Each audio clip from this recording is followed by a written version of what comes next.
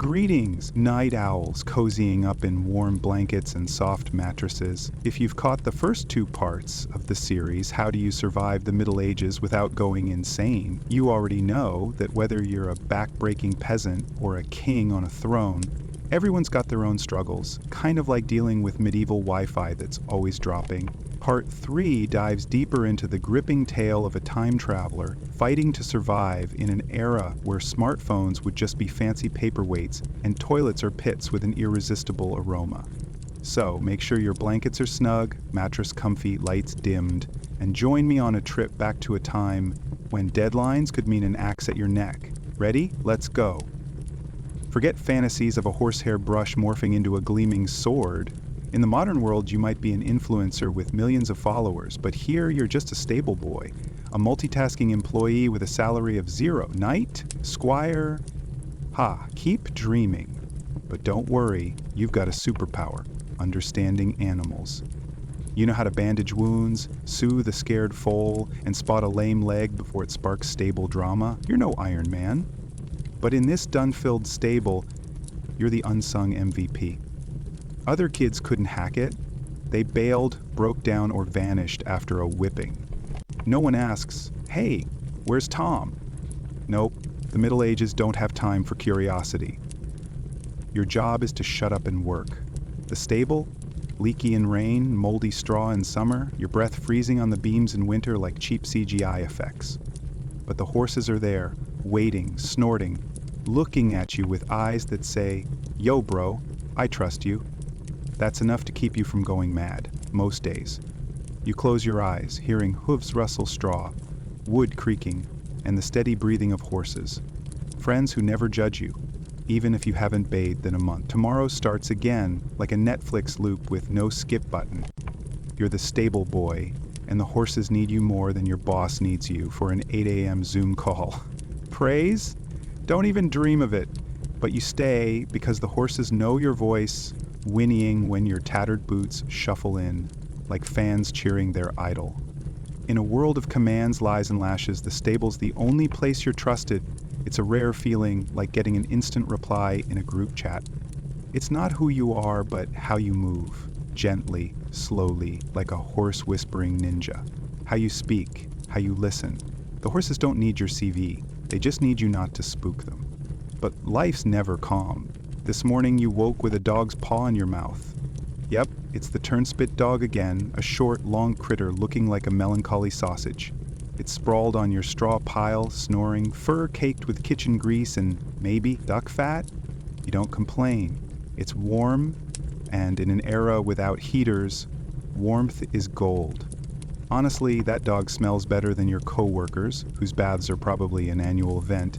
You're the turnspit dog keeper, a job that sounds epic, but really, you're just the logistics guy for a medieval treadmill. Yep, dogs run in a wheel, the wheel turns, meat roasts. A high-tech system for the 14th century. Your mission? Keep the dogs alive, unbitten by you, and not slacking mid-shift like they're striking for better pay. You're an unsung hero, but if the meat burns, you're the villain faster than Wi-Fi dropping mid-game. Your shift starts before the sun's had its morning coffee. You stretch, back cracking like a cheap office chair, then step on something wet, hopefully water. But yeah, probably not. The dogs are stirring, eyes saying, "Again, boss." You drag out Snipe, a mutt as stubborn as you when mom nags you to wake up. It nips you, lightly, but enough to say, "I'm not thrilled, okay?" You rub its ears, mumbling apologies like you're soothing a girlfriend, and lead it to the kitchen. The kitchen's already a smoky haze, the head cook yelling about some swan dish, like filming a medieval Hell's Kitchen. You open the spit wheel. Think hamster wheel, but for a 30-kilo work drama hamster. Snipe trudges in, you lock the gate, and it starts. Walking. Your job's to watch, time it, coax, even beg it not to stop. If it slows, the meat cooks unevenly, and the cook hurls stuff, hot stuff, or sometimes insults that make you want to cry. If it stops completely, congrats, you just ruined Christmas, even though it's May. You've got 4 dogs, rotating them like a DJ spinning tracks. 2 run, 2 rest. But rest here means gnawing bones, whining and twitching like they ran a marathon. You massage their legs, whispering, "Keep it up! You're the star!" You clean the wheel, not because anyone ordered it, but because its squeak squeak drives the cook nuts. Last month, a squeak mid-banquet earned you a ladle to the forehead. Painful, but lesson learned, silence is golden. Sometimes the castle lord strolls by, says nothing, just nods at the meat and praises its rustic flavor. Yeah, that's your sweat and dog fur. Enjoy. You sneak the dog's tasty noble table scraps, goose fat, meat-soaked bread. Not because you're nice, but because dry beans won't keep them running. Last week, one nearly bit off your finger. Friendship's fragile. Your arms are a scar map of burns, like a charred treasure chart. The kitchen's hell, sweltering even in winter, summer like God's personal punishment. The fire never dies, just smolders like family drama. You sleep nearby, close enough for work, far enough to be forgotten. You've inhaled so much smoke, your snot's black. Coughing like a broken pump, eyes red like you binged a sad movie. You thought dogs were loyal, happy pals. Haha, these guys are only loyal to your bread. If you're late feeding them, they hold a council and chew your shoes as a warning. No one taught you how to train them. You learn by trial, error, and bleeding. There's a stick nearby, but you hate using it. Seriously. Sometimes they stop running, staring at you like, I know this is a joke, but where's the punchline? You named them all. Snipe, Button, Moors, and Guts. The fiercest, only calm with pig fat, otherwise growling like it's about to throw hands. You wonder if Guts sees the world like you. Exhausting, greasy, smoky. Once, a noble girl wandered into the kitchen, pointed at the wheel, and squealed, Poppy goes spinny!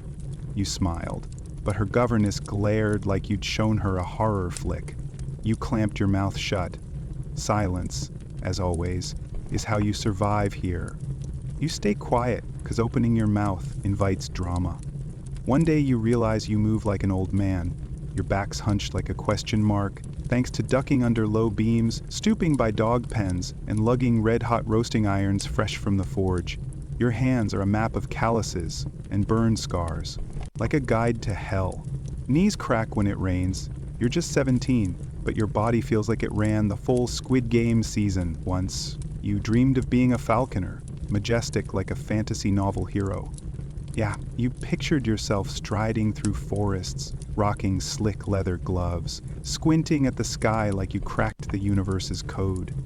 But now, bird songs drowned out by dog paws thumping the spit wheel like a Spotify playlist stuck on loop. Rare moments alone, you sneak behind the kitchen door, dodging the cook's glare.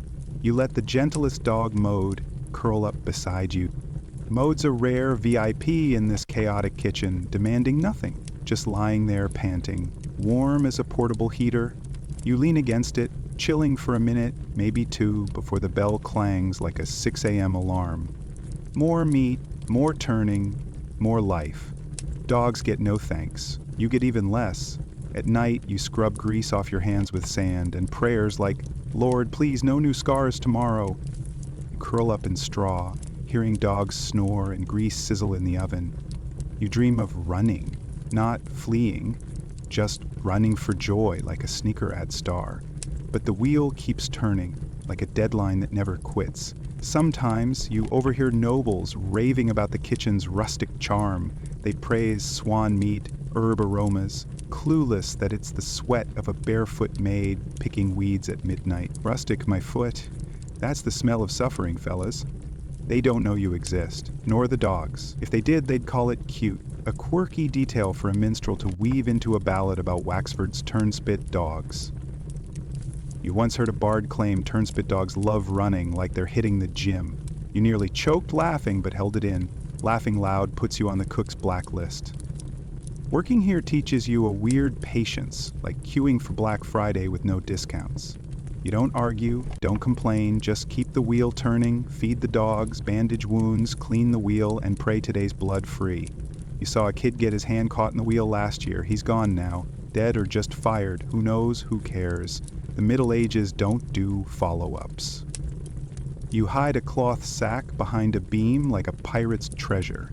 Inside, a cheese scrap hoarded like gold, a flower-shaped button, and a tooth from Guts.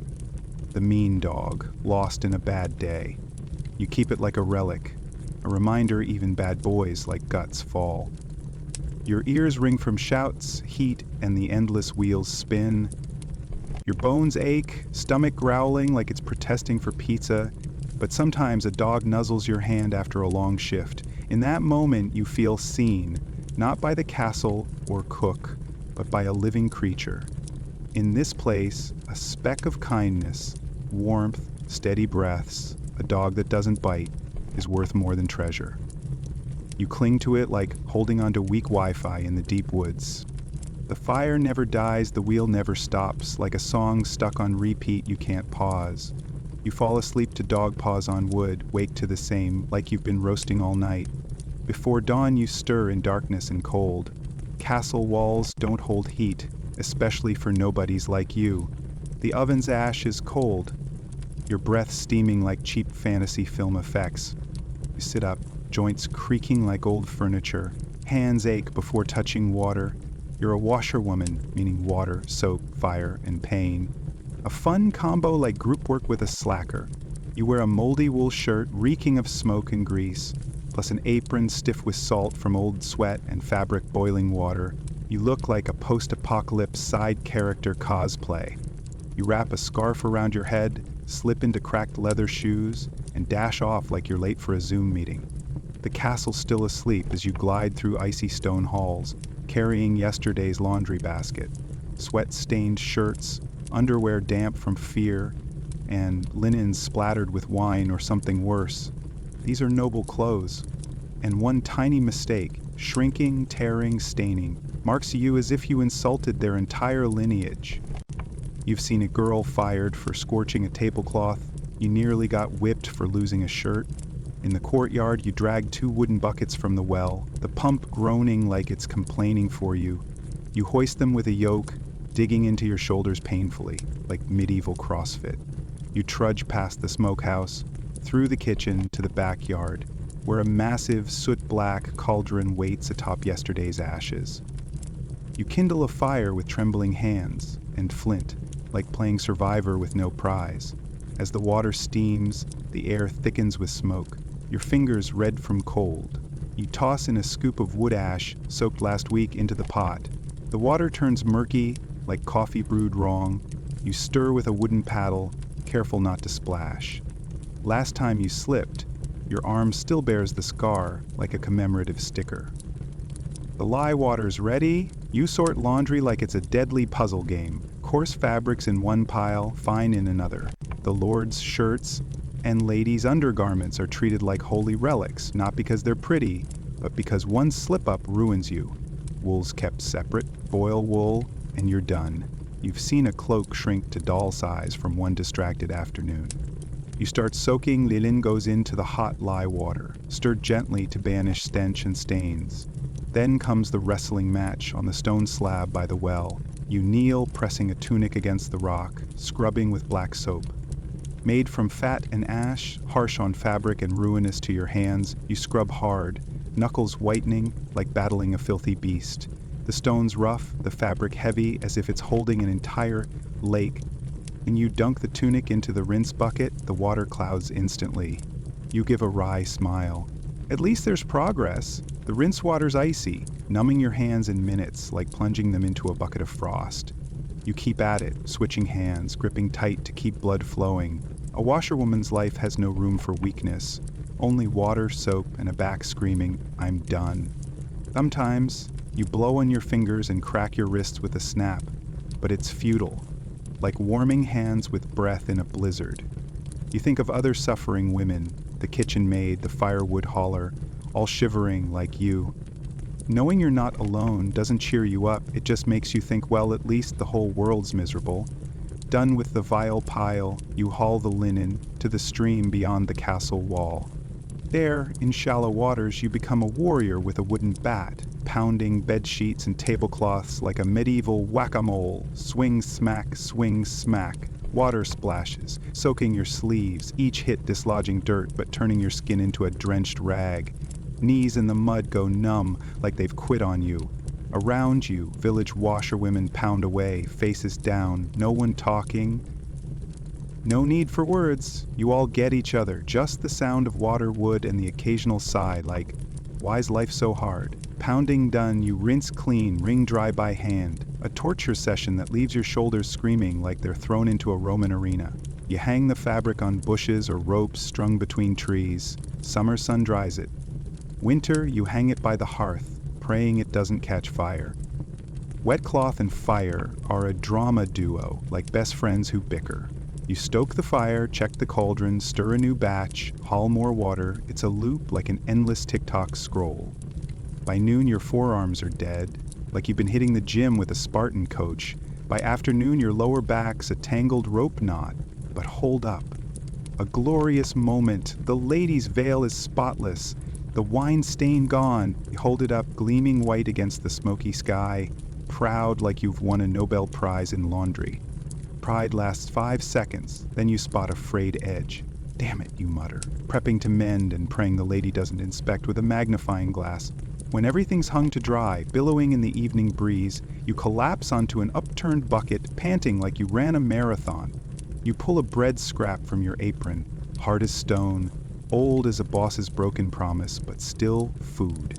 You chew slowly, watching the fabric flutter like a low-budget Netflix show. Then back to work, gathering dry clothes, folding icy shirts, checking for stains or dampness.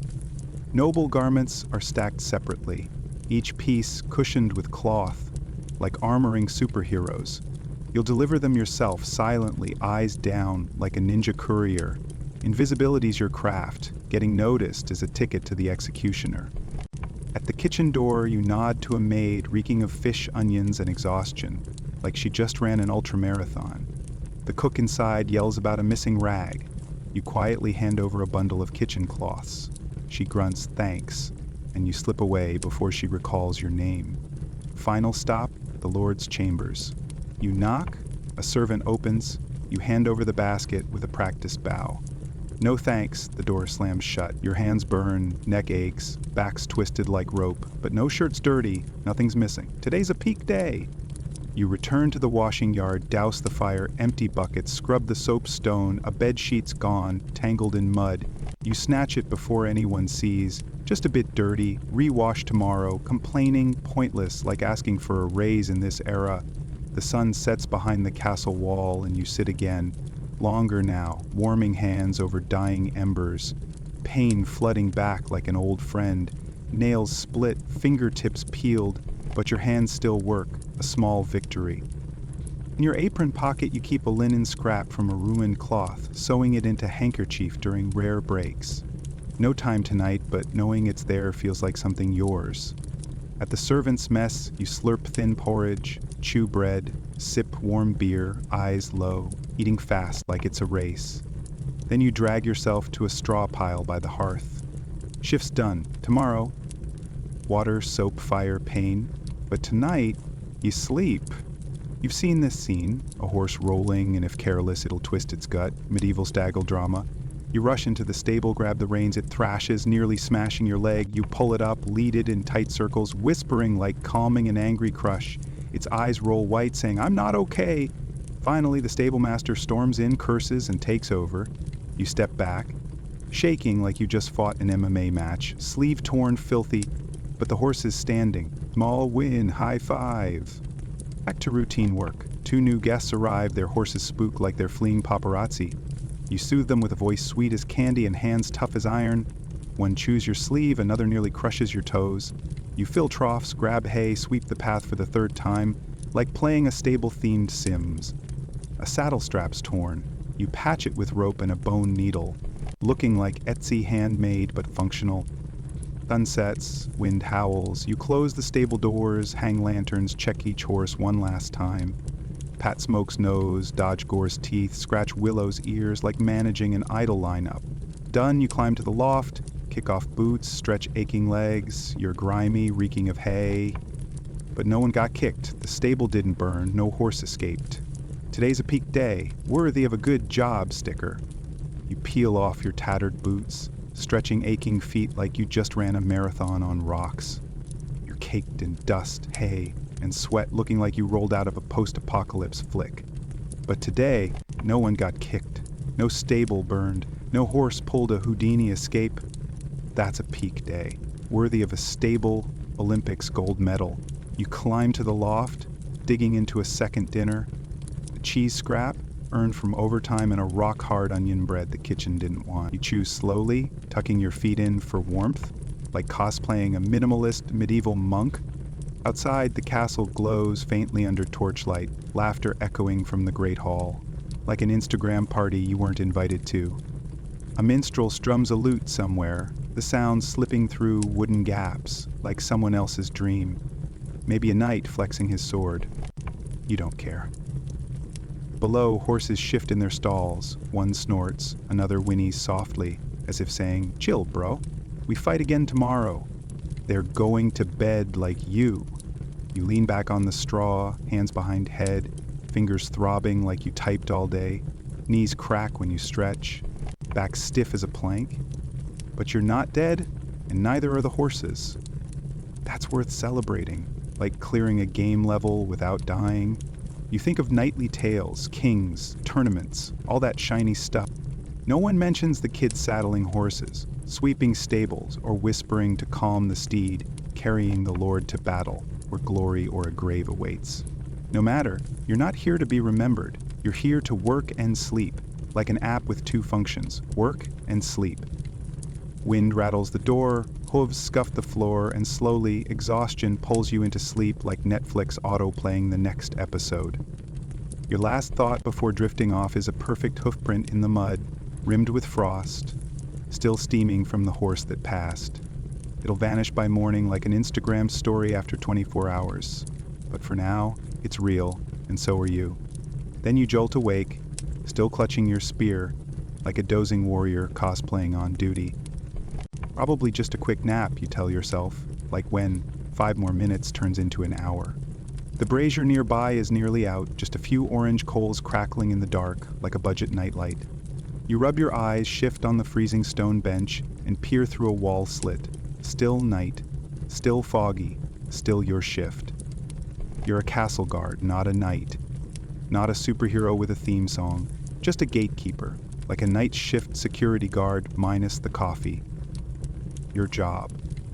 Stand, wait, freeze, and if anything goes wrong, you're the first to catch not bullet, but a sword. This is your second night shift this week, and your knees are protesting. You roll your shoulders, feeling bruises from yesterday's training. A wooden beam slammed your ribs, stinging like a bike ran you over. The sergeant called it a learning moment. You called it, "ow damn," in your head. The gig's simple. Guard the gate, watch the wall, patrol when the bell rings, report anything odd, and absolutely don't sleep. You strain to hear the bell, distant, faint, probably 5 hours till dawn. Wind whistles through the arrow slit above, sharp as a boss's voice at deadline. You tug your cloak tighter, but the thin wool's like tissue paper, barely warming. Your breath steams under torchlight, like cheap music video smoke effects. You stretch your legs, pacing the gatehouse, stone floor slick with damp and soot. You know every crack, every uneven stone, like memorizing a shooter game map. Outside the wall, the wind slaps harder, your cloak flapping like a losing team's flag.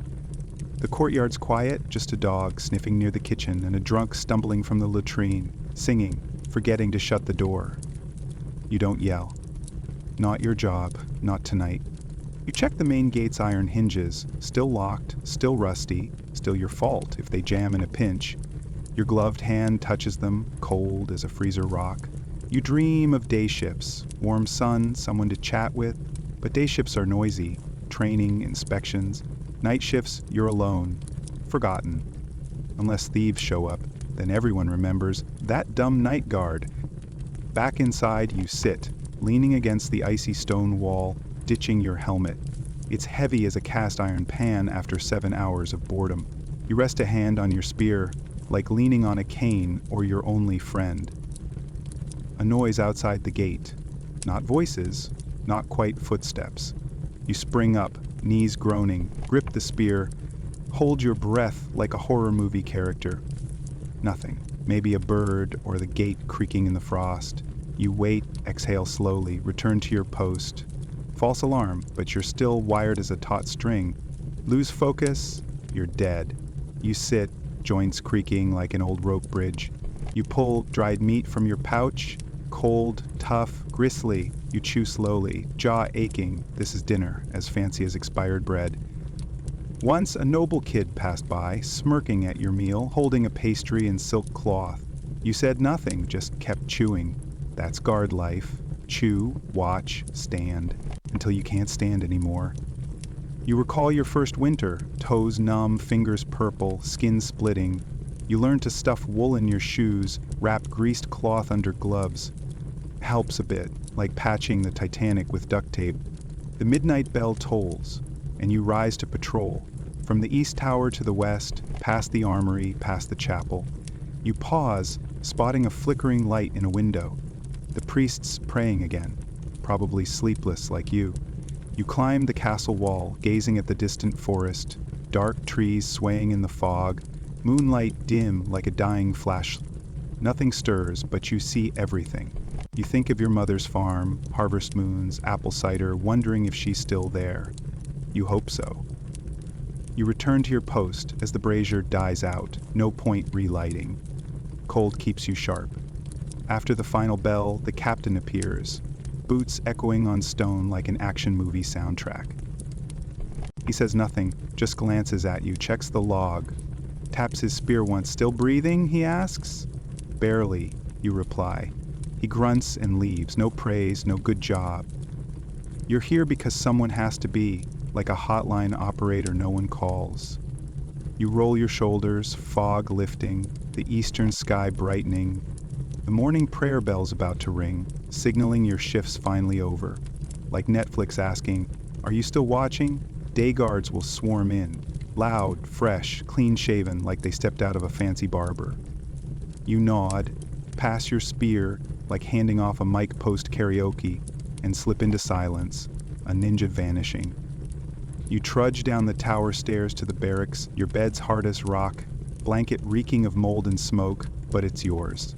Luxurious as owning a 1M2 apartment in the Middle Ages. You shed your cloak, set boots by the bed, and sit, staring like a philosopher pondering life's meaning. Your eyes droop, but the castle springs to life.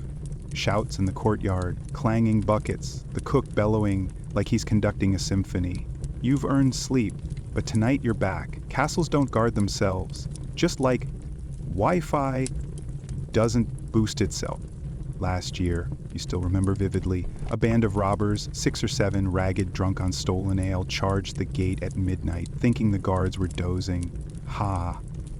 You weren't asleep. You slammed the bell like a rock drummer, shouted till your lungs burned, held the gate like a B-movie superhero until your squad grabbed weapons.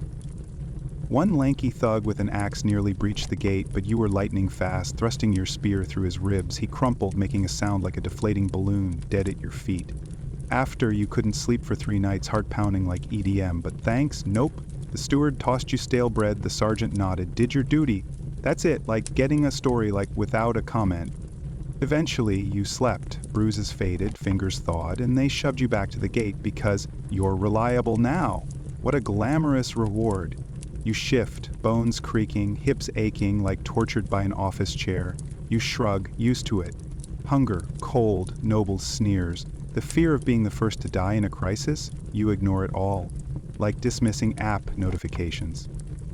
But deep down, you're proud. Not the toasted at a feast kind, but the stand tall when no one's watching kind, like finishing a deadline your boss doesn't notice. You keep the castle safe, and that matters, even if no one follows you on medieval Insta.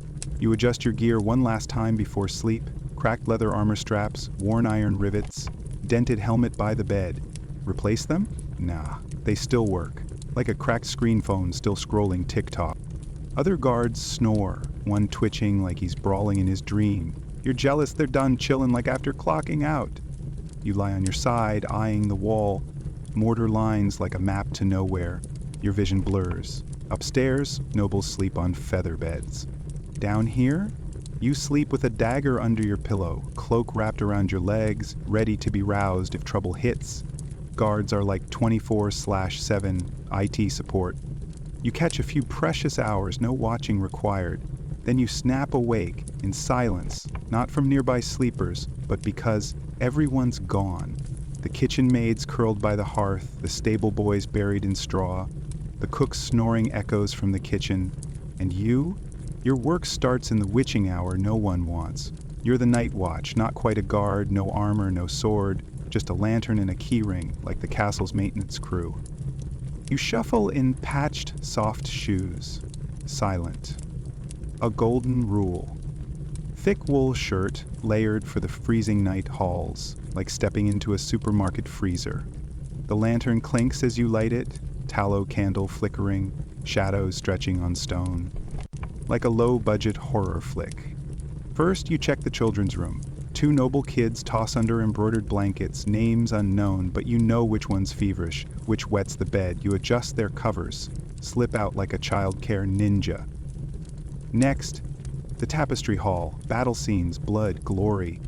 Lantern light dances on the eyes of long-dead knights, creepy as a Halloween filter. A creak sounds behind you. You don't look, just keep moving. No pay's worth playing horror movie hero. At the library, the door's locked, but you jiggle it anyway. Last time it was open, rats chewed a manuscript, and the steward screamed for a week, like a boss finding you forgot a report. Door secure, you move on. The chapel's quiet, altar candles still burning. You snuff them, not disrespect, but last winter, a spark nearly turned the curtains into... You touch the candlestick, cold, and continue. You climb a narrow stair, lantern raised, legs aching like you ran a 5K. This is your 3rd patrol, and the castle's a sprawling RPG maze. You move not too fast, not too slow. Ears sharp as antennas, catching creaking wood, scampering rats, dripping water, like a castle AS. You know every castle sound, what's normal, what's trouble. At the east wing, you spot an open window. Odd, since it's locked after dinner. Who opened it? You set the lantern down, close it silently. Don't report the steward, doesn't buy ghosts, but you do, like believing your boss will flip if you mess up. Next is the laundry room. The fabric hung on beams is now stiff from the cold. You pull down a noble's cloak, the hem singed from hanging too close to a torch. You sigh, thinking, more work? You'll mend it near dawn when the fire's out and your hands shake like you've been gripping a drill. Folding the cloak, tucking it under your arm, you head to the kitchen corridor. A pot on the stove still steams. You lift the lid, revealing watery, sour onion soup. You dip a bread scrap, careful not to take much, just enough to feel human, not a robot. You don't eat with others. Your schedule's off sync, no one saves you a plate, but you know which shelf hides cheese, wilted apples. Like hacking a game's inventory, the cook pretends not to notice. Maybe she pities you, or was once a night watcher like you. You check the stairs to the Lord's chambers. No going up, strictly forbidden, like a VIP club section. You move on, carrying your keyring, and a bundle of worries, like a multitasker with no raise. Upstairs is another world. Feather beds, warm slippers, voices booming like a boss on a Zoom call. You stay below, gazing up like a fan, without a VIP ticket. You trudge to the servants' quarters. A child's cry sounds behind a door. You knock softly. The mother opens it, eyes bleary like she binged a K-drama all night. You hand her a warm water jug. She nods, a silent thanks, before shutting the door. You leave her to handle it like letting a friend deal with their own drama. Sometimes the castle sleeps, but the stone walls feel alive, not haunted, but heavy with countless lives that passed through. The floor beneath you was scrubbed by thousands of women before. The stone arches above, carved by some mason, now dust. You don't feel small but connected, like a veteran in an old group chat where no one replies. That feeling keeps you moving. The final patrol before dawn, your lanterns fading, the tallow candle shriveled like an iPhone battery at 1%. You tilt it, coaxing more light, but it only makes shadows dance on the walls, like a disco for ghosts.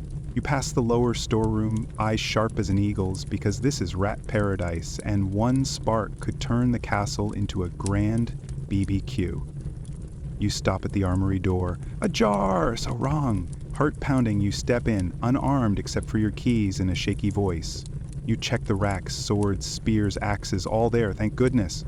You scan the back wall. No one's there, probably wind or a forgotten lock. You shut the door, bolt it tight like locking your laptop before bed.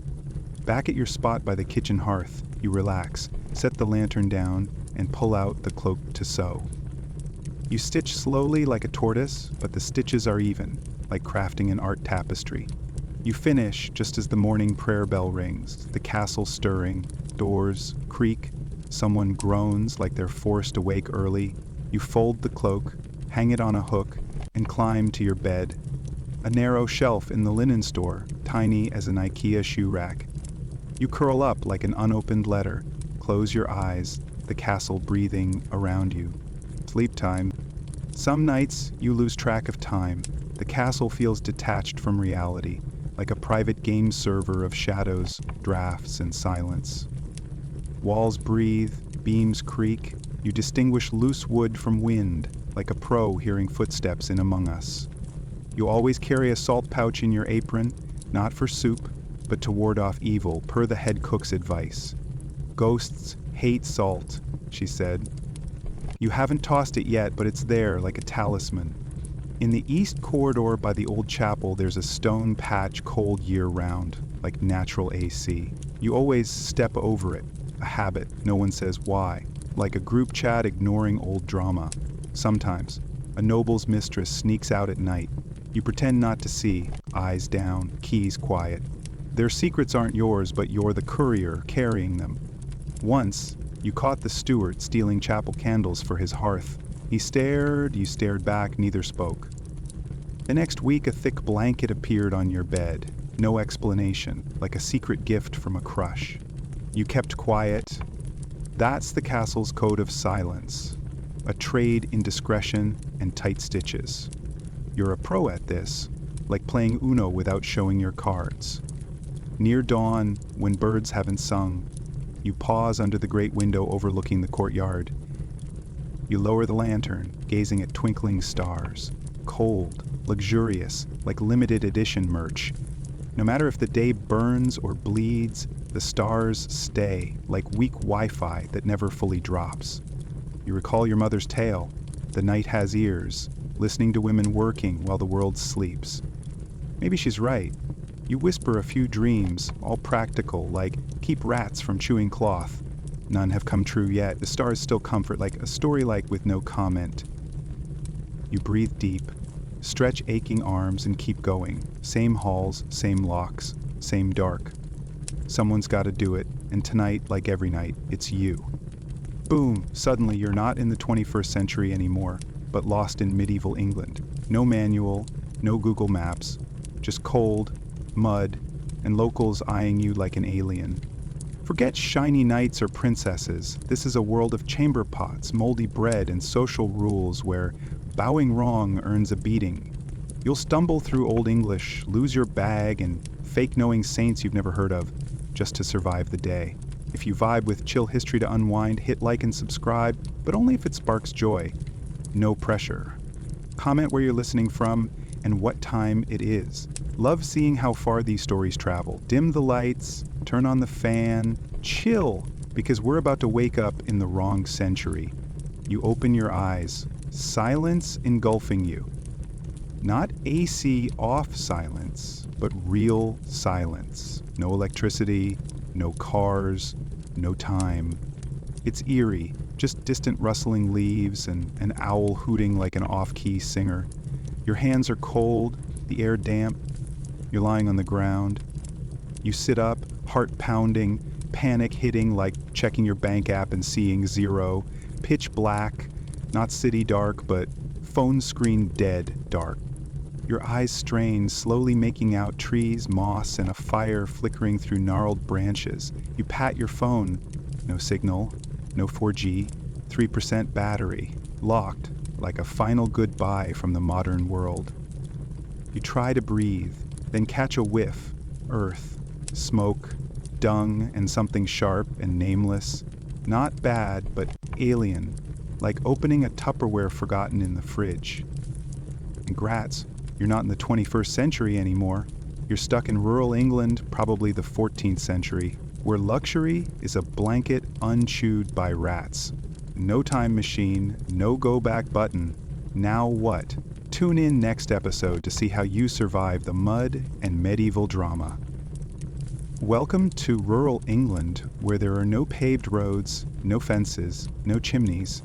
Like you've stumbled onto the set of The Hobbit but forgot your lines. You're in medieval England, probably the 14th century, centuries before Wi-Fi and takeout coffee. Time machine? Don't joke. That stopped being funny when you realized you have no backup charger. You need a plan. Fast. Rule 1, don't panic, like when you lose 4G in the middle of nowhere. Rule 2, don't let anyone see you land. Medieval folks aren't exactly scared of strangers, but they're nosy as neighbors, sniffing out gossip. If your clothes, accent, or actions scream alien, like wearing Adidas or asking, "Where's the free Wi-Fi?" you won't get burned as a witch yet, but you'll face scrutiny, interrogation, theft, or worse, get dragged into a tale you can't control, like the weird guy from the future. So you move stealthily like a ninja without a cloak.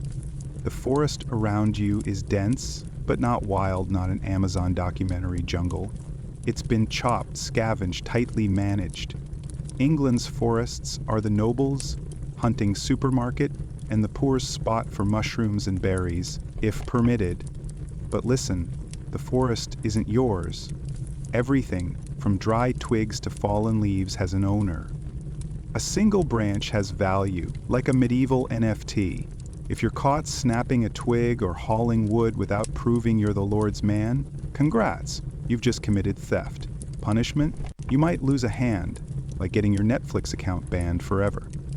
You creep toward the town's light, flickering through trees, heart pounding. The glow is faint. A few torches or hearth fires seeping through crude wooden shutters or stretched animal hides. No street lights, no glass windows, just wood or hide. The light's patchy, like rural Wi-Fi. You find a path, not a road, more like compacted mud, rutted with cart tracks and potholes, a soggy Medieval roads aren't for comfort, but for punishment. Flooded, slippery, frozen solid in winter, pure misery. You try to balance, but your sleek, modern sneakers are now filthy rags. You ditch them, hide them, socks too. Clothes are a big issue. Synthetic fibers, zippers, machine stitching, not invented yet.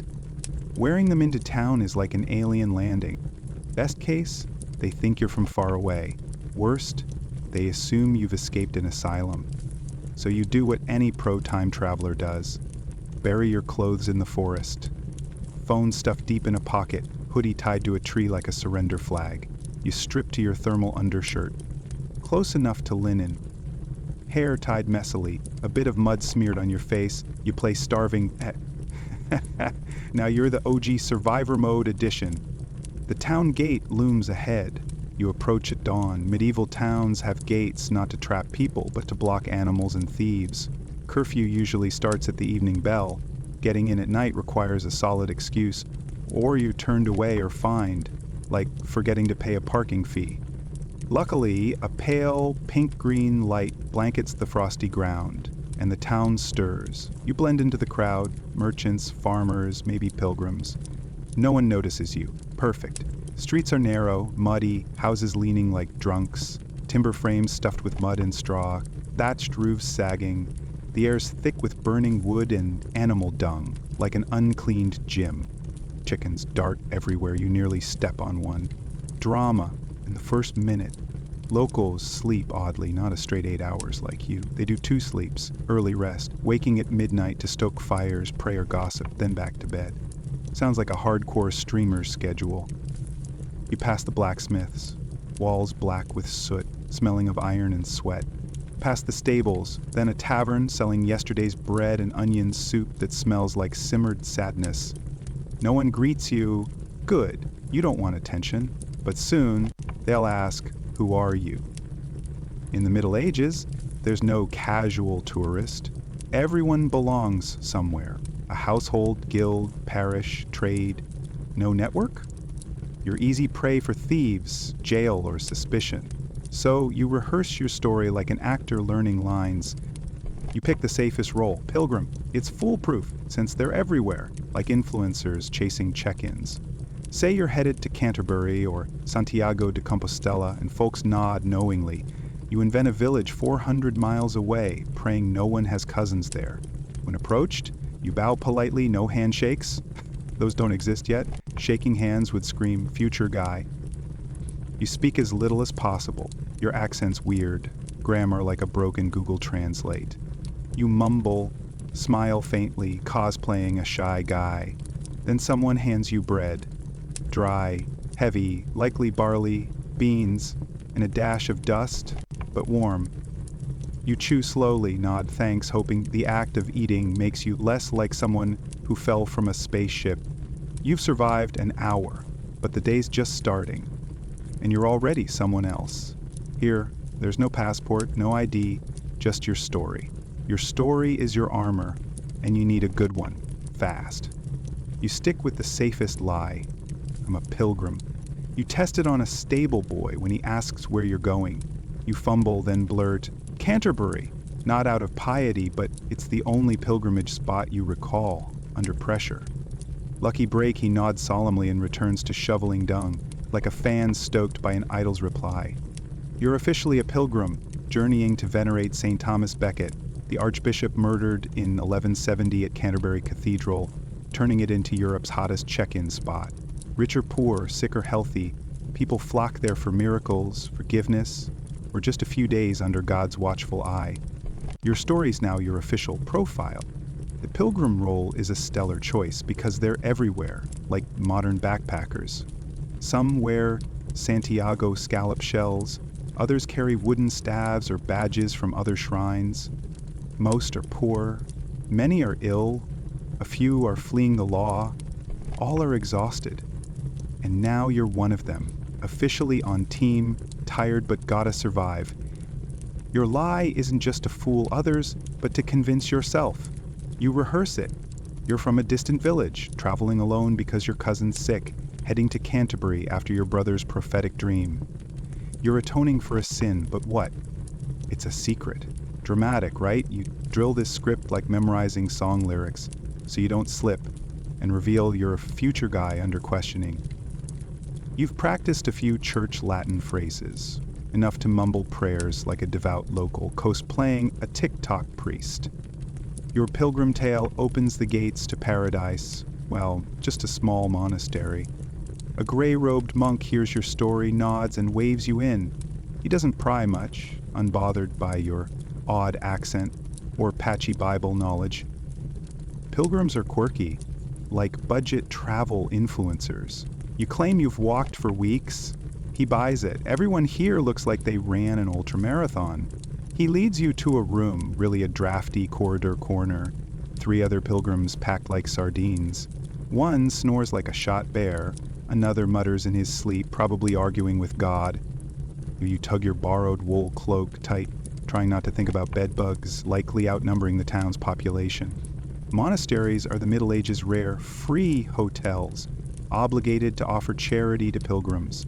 But if the monk's in a bad mood or the place is full, you could get politely kicked out. Lucky you score a scrap of dry bread, a spoonful of porridge, and a floor spot near the hearth.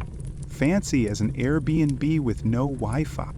You eat what's given, gray barley porridge, salty as a chef's tears. You chew slowly, resisting dreams of salt and pepper. Spices here cost more than an iPhone. Asking for pepper and porridge would scream future guy. The shared spoon, wiped with a rag older than history, sits in a cracked wooden bowl, possibly born before the Magna Carta. Around you, pilgrims gossip. One limps from a leg wound, another coughs but stands like a medical miracle. They share tales. A woman prays for her son's health. A man atones for cheating. Another just wants to backpack to dodge debts. No one asks your deal. Everyone gets it. Pilgrimage is a mix of faith, social clout, and escaping hometown drama. You try to sleep, but your mind spins like a broken washing machine. In your world, identity's fixed. Name, photo, ID, fingerprints. Here, you're anyone, as long as you walk straight and lie smoothly. No one Googles if Your uncle really met a monk at Mont Saint-Michel. They nod, because this world runs on faith and fear, like a group chat where no one fact-checks gossip. The next morning, you wake early, not by choice but because there's no door, no privacy, and the prayer bell clangs before dawn like an alarm with no snooze. The monastery's freezing, your breath steaming. You don't know the prayers, just mumble nonsense, like lip-syncing at a concert. No one notices. Half the crowd does the same. After, you're handed a bread heel and told, "Move on, don't linger." Outside, the town stirs. Stalls open, selling roots, secondhand goods, grayish meat. You pass the butchers, avoiding the headless pig dangling, flies swarming like idle-chasing fans. Meat spoils fast, salt's pricey, freshness a pipe dream. You vaguely recall from a history video, markets meet weekly, villagers trading eggs, cheese, turnips. To buy, you haggle, no fixed prices. Like eBay bidding, but more stressful. You don't know the currency, silver pennies, halfpennies, farthings. Clueless, you'll get ripped off. You want to buy something, but your pockets are empty, only a watch hidden in your sleeve. You glance at it, but here, who cares about time? It's measured by bells, prayers, and the sun. Work at dawn, pray, or hide at dusk, sleep. You decide to beg. Spotting a woman selling oatcakes, you sidle up, speaking softly, claiming you're out of supplies but blessed to meet a generous face.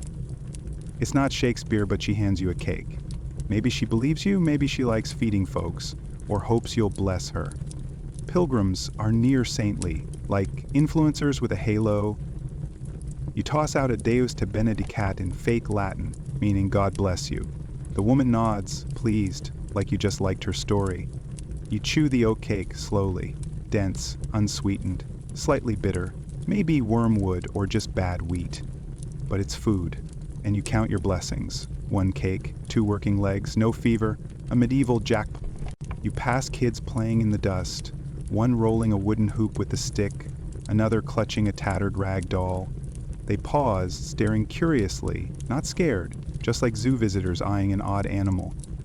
One points at your wrist. You quickly cover your watch, heart pounding. You realize you're not safe yet. Despite your story, cloak, and pilgrim status, you lack the grime under your nails, the look of someone life's beaten down. You walk too upright, flinch at smells, make too much eye contact. Like a tourist in a rough neighborhood, you adjust fast. Eyes down, shuffling steps, faking a limp like the old man last night. Avoid direct questions, listen before speaking. This world doesn't care how smart you are, only that you blend in, stay invisible, or vanish. That night, you find a new place to sleep, a livestock shed earned by chopping wood for a farmer. You nod before he finishes, like accepting terms and conditions without reading. Your hands blister after 5 minutes. He doesn't care. Labor is labor, pain's normal, like an office deadline. You curl up in hay, freezing, rehearsing your script, pilgrim from the north, heading to Canterbury to atone, always alone. The stars above twinkle, cold, uncaring of your drama. You realize, lying in the Middle Ages is as easy as posting a story, but surviving is harder than clearing Elden Ring without a guide. You wake to bird song, neck stiff like you slept wrong. The hay shifts, a twig jabbing your back like an acupuncture needle. You roll over, swatting mosquitoes, opening your eyes to gray skies and heavy oak branches. No roof, just trees and dew. This is your new apartment, a dirt nook behind a mossy rock, hidden from forest paths, perfect for going incognito, like a safe house in an action flick. You're lucky to land a job. The farmer's wife or sister, who knows, their faces blur, says they need someone to gather firewood and herbs. You nod like a pecking chicken, no questions asked. Hunger demands, hustle. So today, you're a forest worker, a cool-sounding gig that's really like scavenging to survive. Welcome to the medieval forest worker life, where everything has rules, like playing Among Us with no report button. Rule 1, the forest isn't yours. Forget the national park vibe where you slip on hiking boots and pick flowers. In 1300, forests are real estate, not Instagram paradises. Every inch belongs to nobles, the king, or some manor. Apple tree? Not yours. Rabbit hopping by? Nope. Dry twig on the ground? Still claimed. Gathering wood sounds harmless, but if you're caught with a bundle from the wrong area, you're a thief. Punishment? A beating, a fine, or a hot brand on your hand. Like a permanent server ban from the forest. This is the era of forest law, not love nature vibes. Post-Norman conquest kings like Henry II tighten rules to reserve forests for elite hunting. Royal forests are no-go zones. Even nearby peasants can't touch them. Kill a deer? Hanged. Set a trap? Lose a hand? Chop a tree? Whipped. You think you're just picking twigs, but one misstep could ruin you. Rule 2. Don't get caught. You skulk along the forest edge, avoiding trails like dodging an X. Armed with a dull knife and a worn sack once used for grain, you pick only what's fallen. Small branches, dry thorns, a true minimalist. The forest at dawn is quiet, just squirrels darting and birds calling faintly, like a natural ASMR playlist. No people around, good, you want to stay hidden, like a hacker in a game. But quiet doesn't mean safe. The forest is a battle royale. Wolves are nearly extinct in southern England, bears long gone, but dangers remain: wild boars, wasps, and worst, humans. A crack sounds behind you. You freeze, like being called out in class. Maybe just a deer, but your heart thumps like EDM. Forest bandits are real, like rival teams in Fortnite. Escaped serfs, outlaws, deserters hide here, living in survival mode, ambushing travelers, then vanishing. The king's law doesn't reach here. If you're robbed, tough luck, like losing a game account with no recovery. You hunch lower, gather faster, not just wood but herbs too. The farmer's wife or sister, whatever, gave a scribbled list you can't read, but she read it aloud. Yarrow, nettles, centaure, comfrey. You recognize some, fake expertise for the rest to save face. These aren't just for soup, though soup needs help, but for medicine, pest control, or even magic, some women swear by. You chant their names, half praying, half memorizing, like cramming for an oral exam. A nettle patch stings your hand, burning. You wince, but stay quiet. No gloves. Deal with it, like forgetting an umbrella in a storm. At noon, you rest by a tree. Lunch, a rock-hard barley cake and a pinch of pocket scrap salt, chewed slowly, like fine dining. Nearby, a shallow stream glints, slippery with green moss. You scoop water to drink, earthy tasting. You'll probably regret it tomorrow, like sipping knockoff bubble tea. The beer someone gave you is gone, but dry bread needs a chaser. You spot mushrooms under an elm, white caps, slender stems looking like a MasterChef dish. But hold up!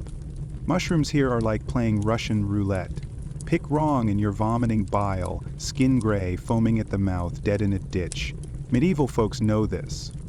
Mothers pass down tricks to avoid toxic ones, death caps, destroying angels, false morels. Safe ones like truffles or field mushrooms are prized.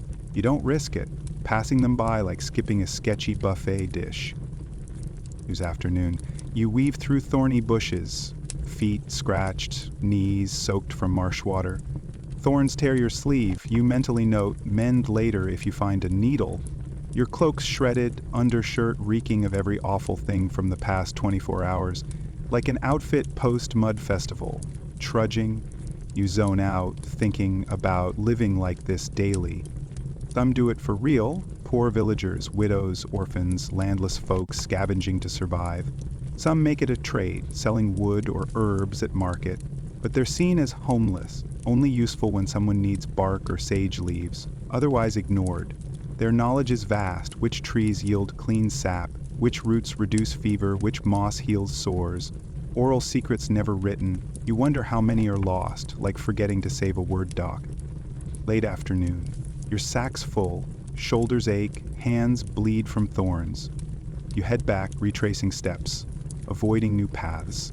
Getting lost in a medieval forest isn't romantic. It's a death sentence. No GPS, no signs. The sun sets. You escape the forest as darkness falls, the farmer's waiting, eyes the woodsack, grunts approval. His wife silently takes the herbs, tossing you a turnip. Your wages, you want to yell. All day's work for a turnip? But no, complaining here is a ticket to the executioner. You nod, thank them. Like accepting a consolation prize. She doesn't smile, but doesn't hit you. Victory! You gnaw the raw turnip by dying embers, bitter but filling your growling stomach. At night, you sleep in the shed, cows snoring, a chicken perched near your head like it's threatening, "I'll poop on you now!" On the hay, you stare at the rafters, thinking of the forest, its silence, rules judging gaze. You did one day, but some live this forever. You thought you were ready, downloaded PDFs, watched YouTube vids on medieval language, practiced pronunciation in your car like a maniac, proudly muttering Godner in the mirror, sure you'd blend in like a pro. But now, standing in the muddy town market, stench indescribable, locals talking like they're chewing gravel, you realize you understand nothing. Not the accent, not the words, but this alien world. Like being dropped into a game server with no tutorial. You thought you'd be the main character, but you're just an NPC, trying not to get kicked. You thought you could talk medieval, right? You studied Old English, thinking it was a safe bet like picking pizza everyone eats. You even recalled Beowulf, but hold on. Beowulf was a hit 400 years before your time. Locals speak Middle English, not Chaucer's flowery stuff either. It's a rough, nasal, rapid-fire mix like rap, blending French loanwords and wild regional quirks, a hacked Spotify playlist. You try eavesdropping on two fishmongers arguing, unsure if they're haggling prices or accusing each other of witchcraft. One shouts across the square, "Oh, that beyond Reeve! What's told me off yon soak in it?" You blink. "Sorry?" He squints. Daft or Flemish? Eh? You mumble about a sore throat and bolt, mentally noting, don't speak unless a knife at your neck. You thought language was a minor issue, like disease, fights, or diarrhea will kill me first? Wrong. Your mouth's the real weapon of mass destruction. One word and you're exposed as an alien, looking local, smelling local thanks to mud and sweat, but talking like you were raised by monks and time travelers. Wrong word, wrong rhythm, and dear God, don't crack jokes. You learn medieval humors, scarier than horror films when you miss the punchline. A baker says something about the priest's sausage. You force a laugh, then see his face, stern as Judgment Day. Joke? Serious? Insult? Who knows? You start playing fake deaf, gesturing like a Pictionary champ. Hungry? Rub belly. Tired? Point at sun. Yawn. Need directions? Keep walking, hoping someone pities you enough to point. This isn't communication, it's survival charades. That afternoon, under the church's shadow, you overhear two kids arguing about a sheep. The older one yells, "Nay, I fain saw it go by the breck." The younger snaps, "Nay, 'twas thine eyes gone, adult fool." You stand there feeling like an alien in a Star Wars flick with no subtitles. You start jotting mental notes, like a hacker decoding, fain means glad or want, breck may be hill or field. You're not even sure what century their language is from. Then there's loan words. Post-Norman conquest, French flooded English, like bubble tea soaking a napkin. Nobles speak smoothly, laced with Latin and French, like flexing a Parisian accent. Peasants growl, nasal, heavy consonants, like barking. You notice class in how they say bread. Nobles purr, bread. Peasants bellow, bread, with a spit shower. You try pardon with a noble, he nods. Say it to a stable hand and he snorts like you insulted his ancestors. Once, desperate, you pull out Latin, thinking it's cool like Harry Potter casting spells. Big mistake. A monk hears you mumble a book phrase, snaps. Where'd you learn that? Panicked, you blurt, Rome. He frowns, grilling you on church councils you've never heard of. You fake a cough, limp away. New rule, no Latin unless it's prayers and you're not first to speak.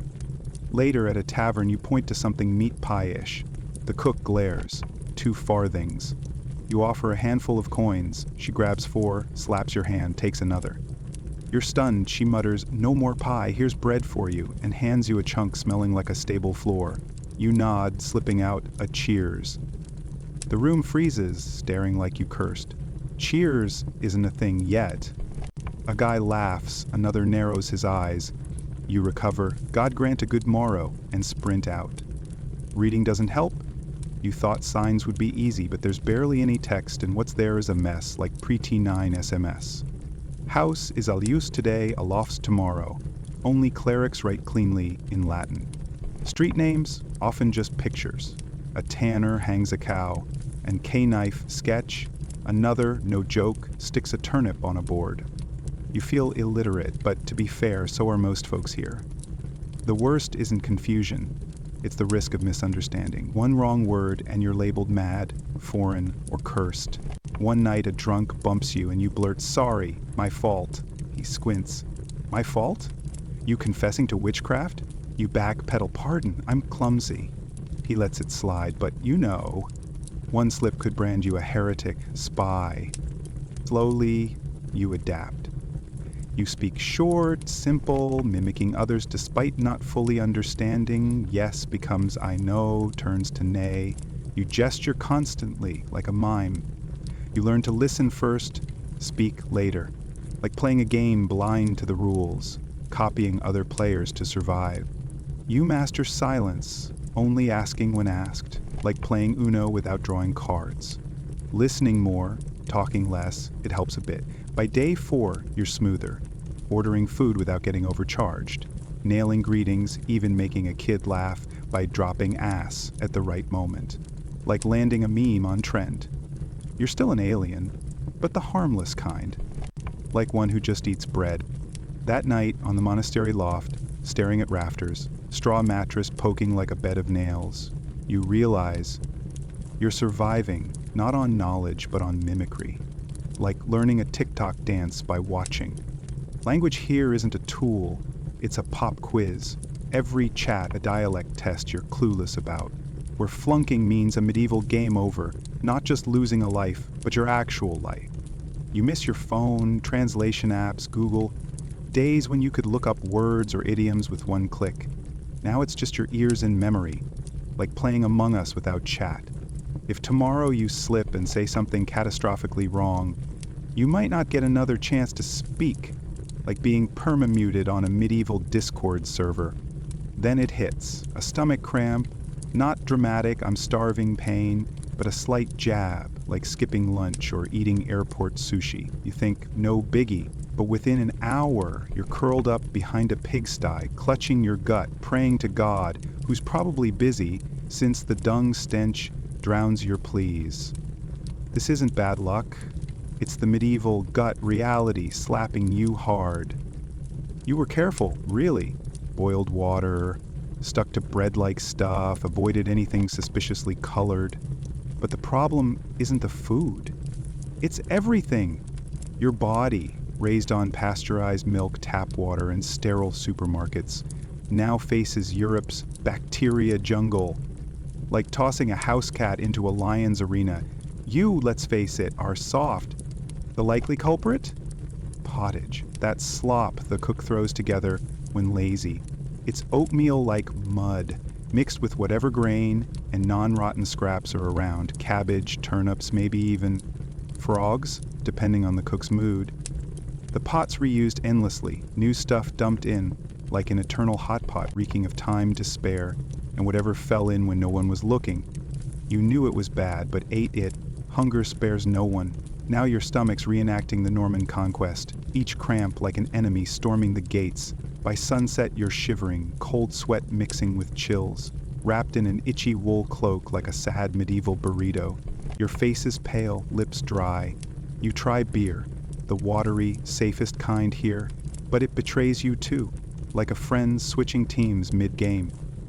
This isn't just food poisoning, your immune system's freaking out, like a chihuahua seeing lightning. Context.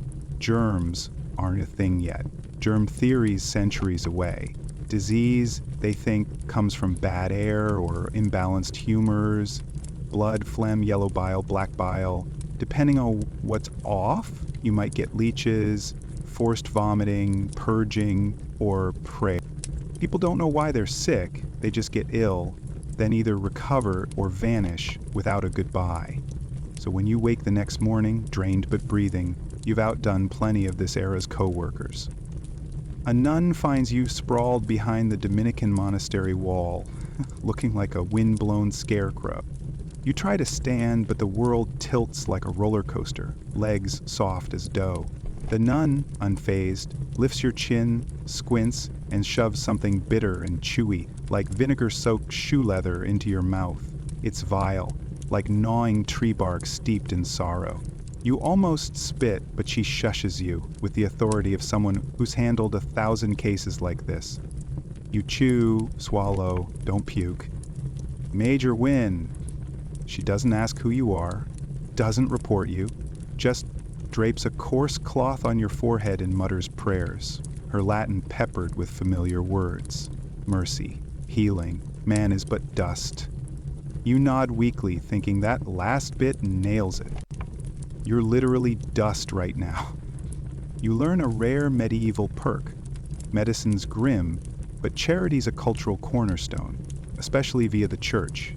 Monasteries run basic infirmaries, with monks or nuns tending the sick, even strangers like you. Hospitality's sacred, like sharing Wi-Fi with a neighbor without asking for the password. If you're lucky, and you've got a sliver of luck, the church will care for you free, like snagging a VIP concert pass from God. But here's the historical twist. You're not sick alone. Half the town's coughing, festering, or feverish, like walking petri dishes. Hygiene, a theory. Bathing, seasonal. Medicine? Mostly hope for the best, like playing Among Us, clueless about tasks. Yet, people survive, like they've got a survival cheat code. 2 days later, you're nearly immobile, sprawled on a straw mat by the monastery wall. Not quite a sick room, but close enough for supervision. A young girl brings a watery soup in a chipped wooden bowl, ancient as an artifact. You force down a few spoonfuls, so exhausted your bones want to strike, like a phone dying mid-call. Every joint aches, your spine feels like it rolled down a hill. Your breath reeks of onions and crypt, and you're pretty sure the nun changed your shirt while you were out. Thanks later, when you sit up without collapsing, the tower bell rings. Noon, time-tracked by bells, not smartwatches. 7 bells daily, like God's notifications, and you've accidentally memorized them, becoming a beast of bells, hunger, and growling guts. Oh, and you saw St. Peter riding a fire-breathing goat. Probably the fever. Day 3, you graduate to walking, hobbling, while sweeping the monastery courtyard to show gratitude. Your legs wobble like you're relearning to walk after a bender. But you don't fall. Metal-worthy. The monk nods, hands you a foul-smelling root, maybe medicine, maybe dirt. You chew obediently like tasting mom's cooking you know isn't good. He pats your shoulder, unclear if it's a blessing or a warning. You were gravely ill but didn't die. You're a medieval outlier, like winning a survival lottery. Many don't make it. Disease here ranges from sniffles to a one-way ticket to heaven. Infant mortality's brutal, average lifespan hovers around 35, dragged down by kids. Survive to 10, and you might hit 50. Illness isn't a surprise, it's a constant companion, like drama in a group chat. While recovering, you notice locals don't complain about sickness like you're used to. No long vents, no I'm in so much pain, no get well soon texts. They shrug. It's the season. God's will, or just how it is. Makes sense, when disease is everywhere and medicine's a joke, whining doesn't help. So they shut up, like ignoring weak Wi-Fi. This is both humble and terrifying. If you get sick again, and you will, you might not find a nun, might not be near a monastery, and could just collapse in a ditch, never waking, like a side character cut from a movie. The next day, you're strong enough to leave. The monk slaps your back. The soup girl smiles shyly. You try a local thank you, but it probably comes out as, I kneel before your turnip. They don't correct you. You step into the light, a bit hunched, deeply grateful, and 7 kilos lighter. Everything suddenly intense. Bread, smoke, dung, sweat. the world sharp as an HDR filter. You survived, and in the Middle Ages, that's a 5-star Yelp day. But wait, you wake and realize your bag's gone. You rummage, flipping your straw mat, even the snoring bull next doors. Your bag, with your last socks, 2 coins, a starvation-saving chocolate bar worth gold, and a hidden compass, vanished. Along with your faith, you're blending in. You sit up, scanning. This morning in some nameless town alley that doesn't care if you live or die. A bell rings somewhere, a vegetable seller shouts about cabbages, voiced like a meat grinder. Life goes on, but not your life, not as planned. Let's be clear, you've been robbed, and no one cares. No police station, no patrolling guards with notepads, no 911 asking, "What's the emergency?" The only law enforcement is the Reeve, but he's busy collecting taxes, not chasing your lost socks. You tell the sweeping woman about your bag. She glances up, shrugs, muttering something like, "Welcome to town." You tell the monk. He frowns, prays for the bag, and says, "God's will." You say "rob" to the baker. He laughs so hard he nearly drops a tray of brickyard bread. It's not that he thinks you're lying. Of course you were robbed. What did you expect? In a medieval town, theft's as common as mud, bad teeth, or random fires. Everyone's poor, everyone's desperate. Leaving stuff unguarded is like setting out a free buffet. Locals tie valuables to belts, hide secret pouches, even sew them into clothes, like cosplaying anti-theft wallets. Rich merchants hire kids to trail them, not as apprentices but as mobile alarms. Even nuns guard coin purses like hawks.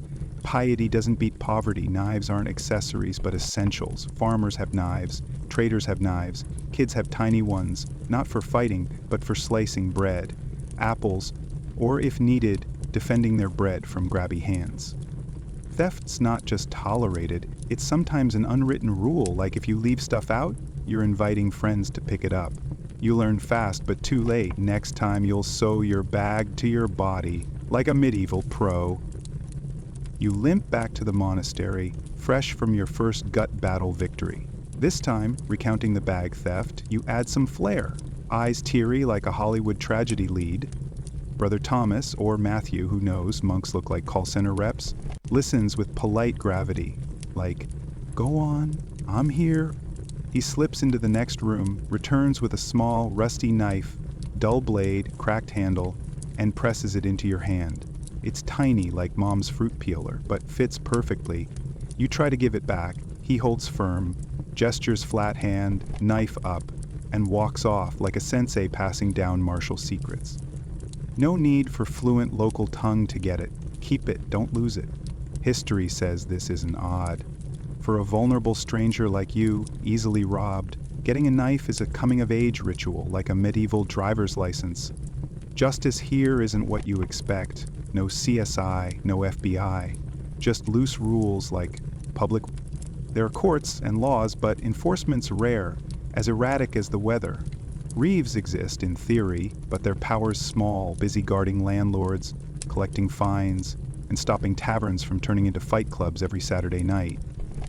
You, a stranger with no kin or guild, have no one risking their neck for you, like being blocked from a group chat with no one defending you.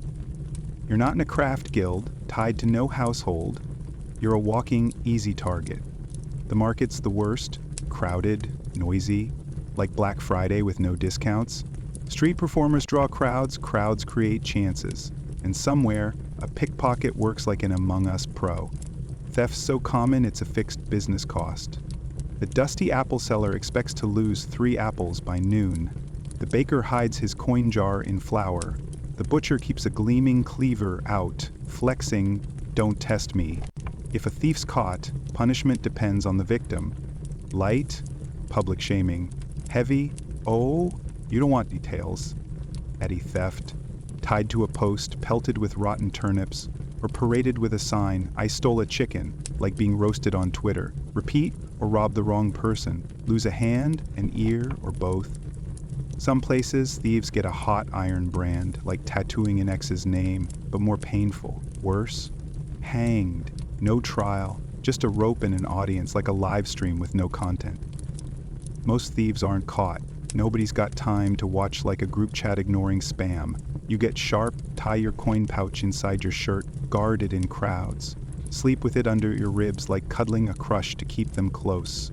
You spot signs, someone walking too near, hands hidden, overly chatty. You master, look poor, limping, wearing tatters, cosplaying a penniless soul so thieves think, this guy's got nothing. New strategy. Be boring.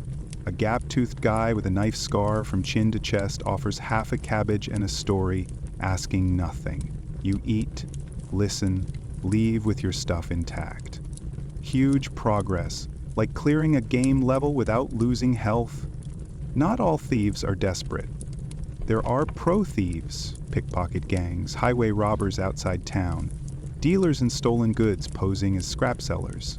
Even churches aren't safe. Pockets get picked mid-mass, with half the congregation praying, oblivious to their vanishing purses. Taverns are prime playgrounds. Drunk patrons talk loud, loosen grips, lose stuff. Like leaving your game house unlocked. Some tavern keepers abet thieves, splitting profits like corrupt server admins. You meet 3 pickpockets. 2 rob you, 1 teaches how to walk to avoid theft. This guy you almost trust. Almost. By week's end you're tougher. Speak less. Clutch your dull knife like treasure. Nod instead of smile.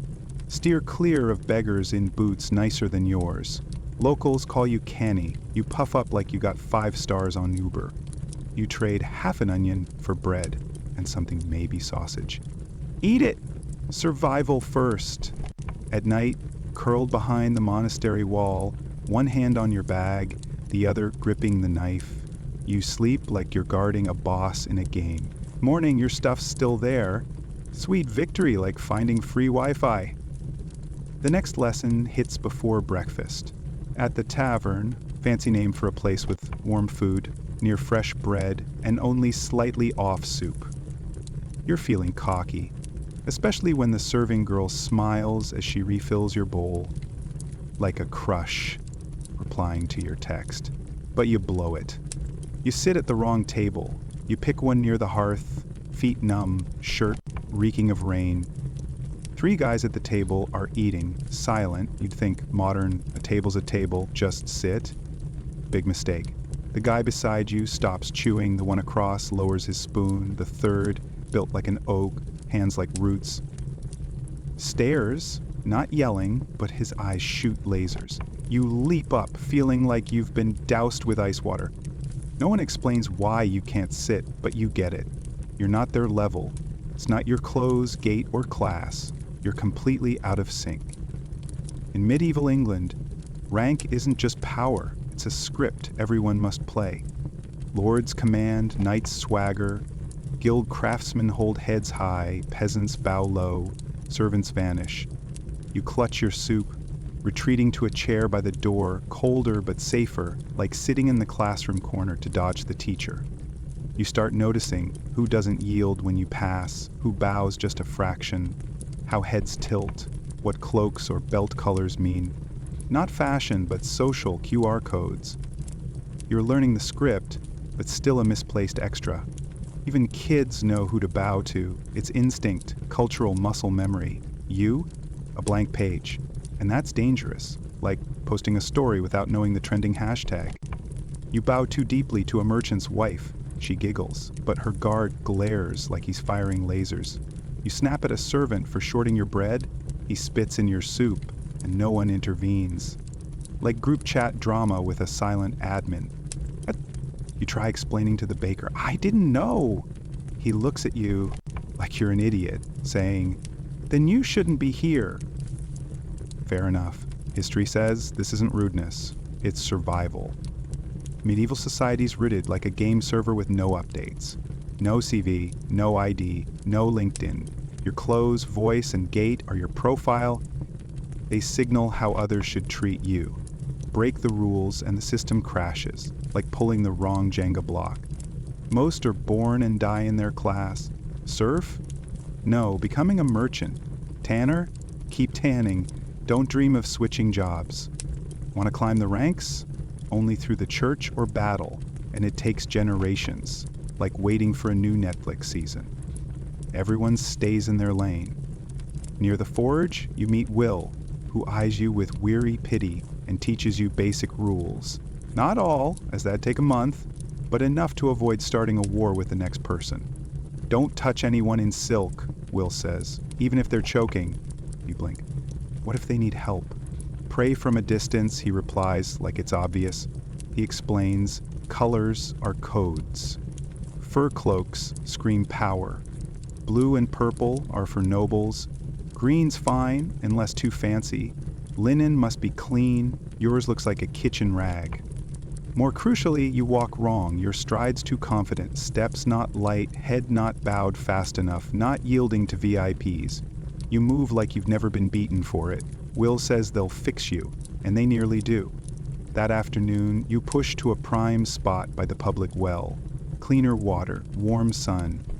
You cut off a 13-year-old girl, face sunburned, lugging a heavy bucket. A woman behind yells. You don't catch the words, but feel the vibe.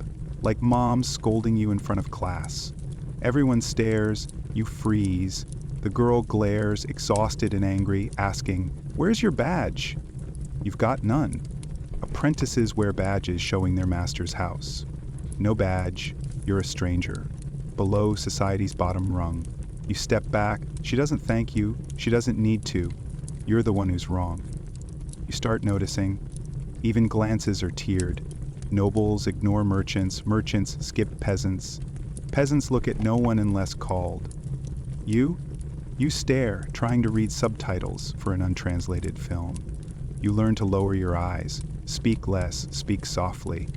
Call Lord, despite it sticking in your throat, like calling your boss sir on Zoom. Slowly, people stop suspecting you. Now they look through you like you're a servant, like you belong. Huge progress, like leveling up from NPC to side character, unexpected perk. Invisibility lets you eavesdrop. Plans, rumors, prices, secrets. You know who's sleeping with whom, who stole flour, who's dodging church taxes. You're a shadow with ears, an unpaid spy. But it's exhausting. Invisibility's a burden, like cosplaying a hero no one watches. You miss the modern world not for comforts, but for clarity. Cues, menus, name tags, something to show where you stand. Here, you're forever floating. Not noble, not guild, not cleric, not peasant, not fully pilgrim. You're a system glitch, tolerated but not trusted. One night, a kid bumps you in the dark muttering, "Watch it, fool, you should be mad, but you're relieved." He thinks he knows who you are. It's the closest you've felt to belonging. Then you mess up, sitting on a stone wall, chewing so-called bread, trying to find north to dig up your emergency bag buried in the forest 2 days ago. You sneak the compass from a hidden pocket, just a glance, small, precise, unlike medieval directions that rely on shouting volume. But you're not as invisible as you thought. A kid passing by, eyes gleaming, asks, "Is that a gem?" in a half-French curious tone. You hide it, but too late. He shouts for someone, maybe his uncle or a pro-gossip. In a flash, a crowd surrounds you, staring like you sprouted a second head, singing Latin hymns. A woman makes the sign of the cross, a man mutters about Eastern sorcery. A nearby monk shuffles over, you walk calmly, definitely not running, just briskly, like dodging mom when she asks about homework. Lesson: modern items, even tiny ones like flashlights, zippers, or plastic buttons, spark suspicion. Not because they're scary, but because they're strange. And here, strange is one step from danger, not a compliment, like being tagged in a weird meme. The medieval world has no room for strange but harmless. Objects either fit the natural order or are demonic, Eastern or both. Like mom warning, "Don't eat random stuff." That afternoon, leaning against the monastery wall, pretending to study religious carvings, a local monk finds you. Not hostile, but too curious, like a group admin asking, "Who are you?" He asks where you're from. You say, "Far away." What you do, pilgrim. He keeps probing, like he's hacking your profile while you're trying to keep your account from being banned. He squints, asking if pilgrims often carry compasses that gleam in the sun and spin, like a bewitched beetle. You dodge, changing the subject, but he clings like a pop-up ad. History says monks are the era's knowledge bosses. literate with ancient books, and worst, free time. They also enforce moral order, deciding who's a threat, like group admins hunting trolls. Though witch hunts aren't big in 1300, heretics, sorcerers, or suspicious strangers are on the radar. The church doesn't need proof, just whispers, you skipping mass, or an unexplainable compass can put you under scrutiny.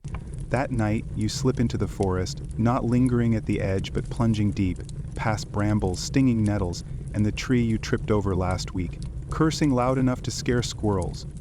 You've survived an hour, but the day's just starting, and you're already someone else. Here, there's no passport, no ID, just your story. Your story is your armor, and you need a good one, fast. You stick with the safest lie. I'm a pilgrim. You test it on a stable boy when he asks where you're going.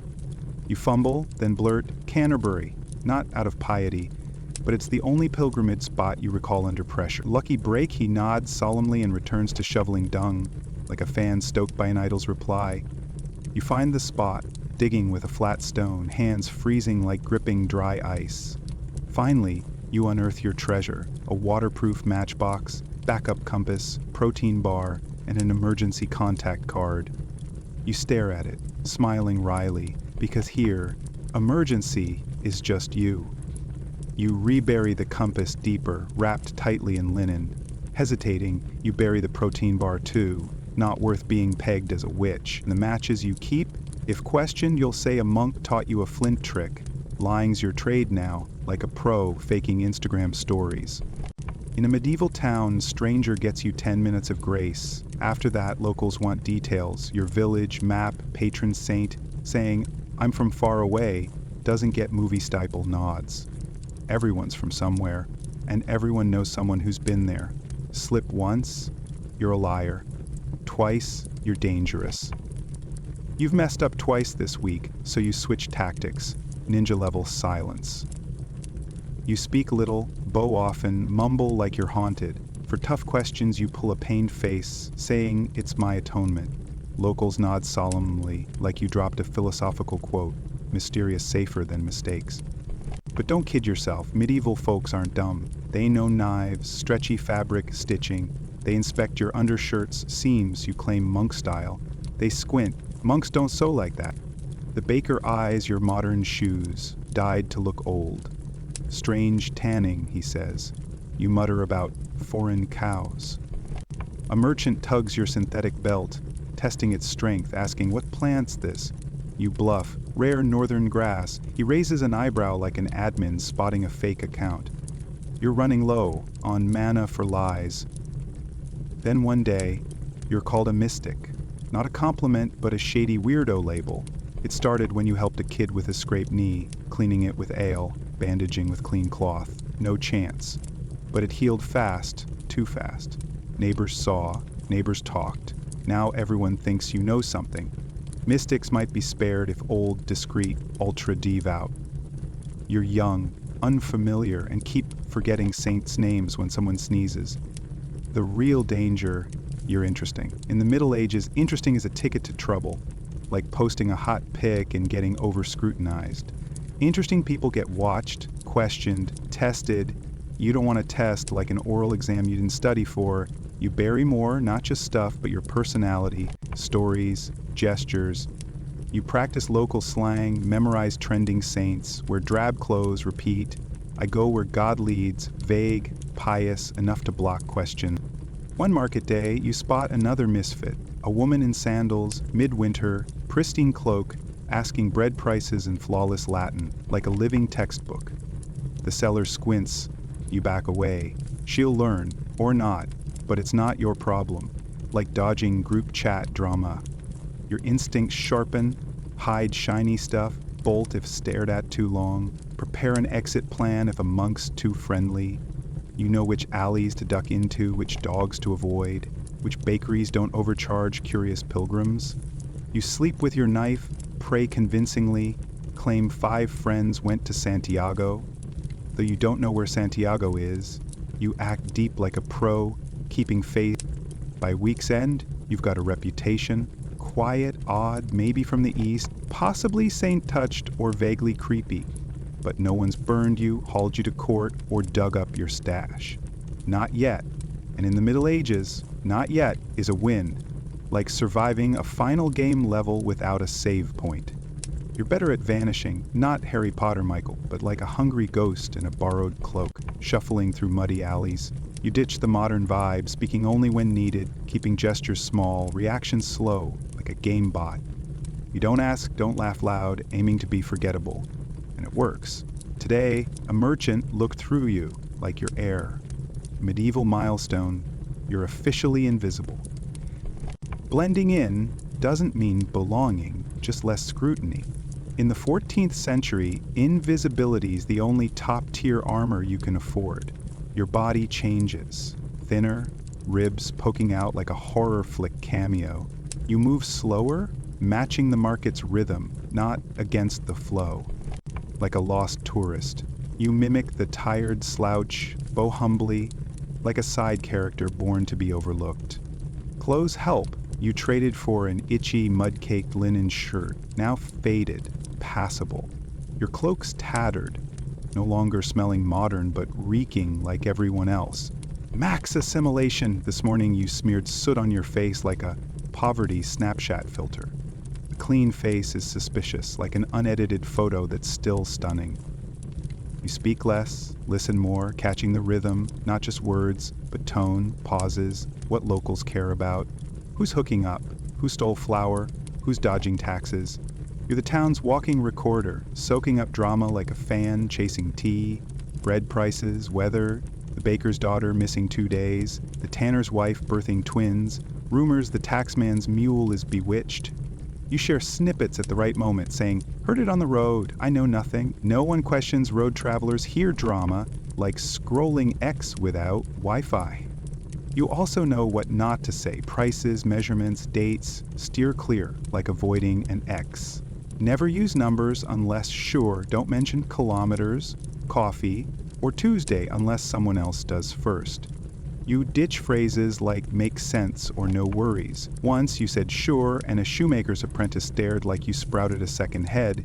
Now you stick to very good and nod, a lot, like a walking line sticker. Sometimes locals still glance at you, thinking, this guy's off. Maybe your hands are too clean, too soft, like you've never mucked a stable, or you flinch when someone coughs, like dodging a bioweapon. Or you're always lost, like a broken GPS. But the looks pass. Folks are too busy with weather, bishop's edicts, rising barley prices. You're not their problem, just meh, content. And that's a win, like a single like on a flopped post. You've got your own rhythm. Up before the bell, queuing at the monastery for watery soup, dodging the guy selling his wife's hair. What's that drama?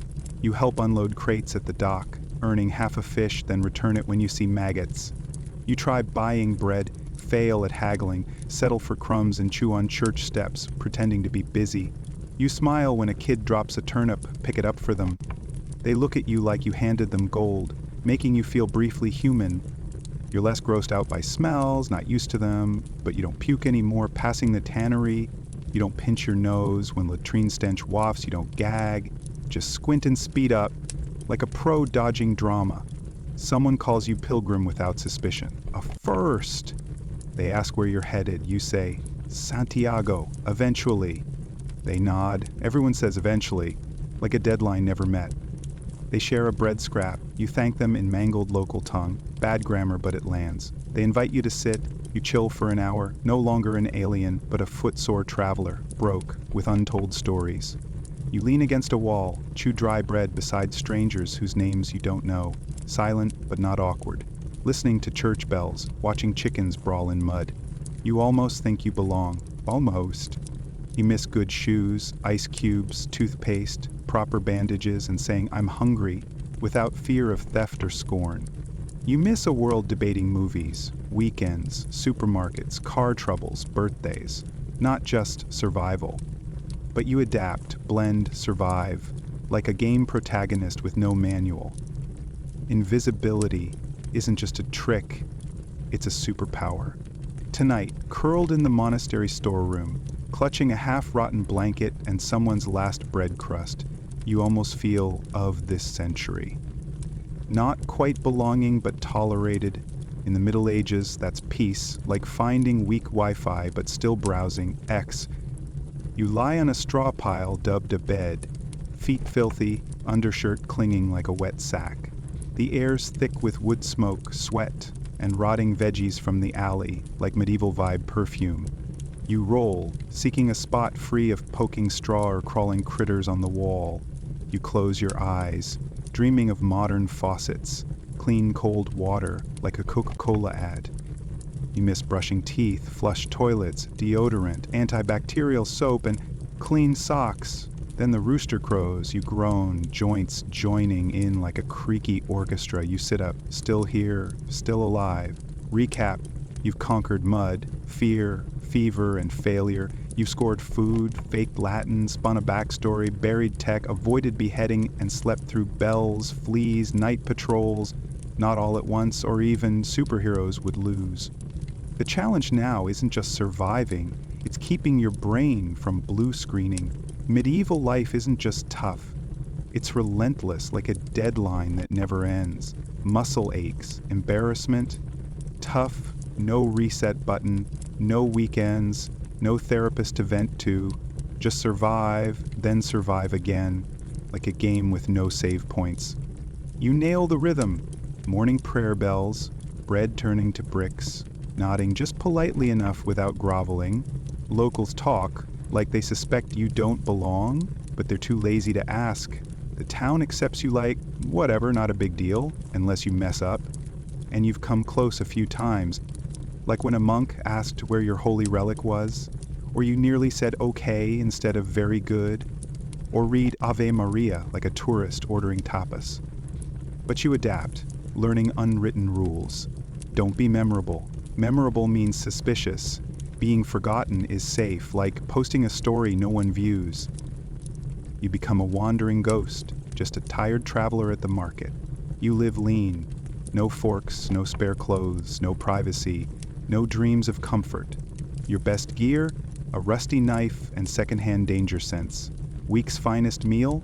Pottage with visible beans. Proudest feat? Not puking after drinking from a foot-soaked bucket. Biggest joy? Washing your face in a clean stream without stinging. Your Oscar moment? Your body adapts like a software update, no longer shocked by mud, smells, or drama. You're not thriving, but surviving enough to be proud, like beating a tough game without cheats. Calluses form on your blistered hands, like a warrior skin upgrade. Nausea fades, your ears tuned to the local tongue's rhythm, no longer like rap without subtitles. Your eyes adjust to flickering candles, and you even forget what a phone looks like. Bye, retina display. No one warned you about time travel. Boredom's a parasite gnawing your skull during endless hours between meals and chores. Or how a week without seeing glass is a Squid Game level mental test. The music, no staged laughter, just a heavy silence. No AC hum, no engines, only crackling fires, ringing bells, footsteps, and voices. Always voices. Yet, strangely, a primal corner of your brain likes it. Not the mud or hunger, but the stillness, the clarity, like resetting your phone to factory settings. Life here is starkly simple. Eat, sleep, work, survive.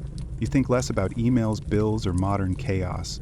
Now you worry about the next bowl of soup, the weather, and the guy in the corner eyeing your coin pouch like he's hacking your game account. But don't romanticize it. This isn't a glorious past, just a brutal one, like playing a hardcore game with no save points. You see too many with endless coughs, children hunched under loads twice their size, bent backs, vacant stares, and quiet deaths.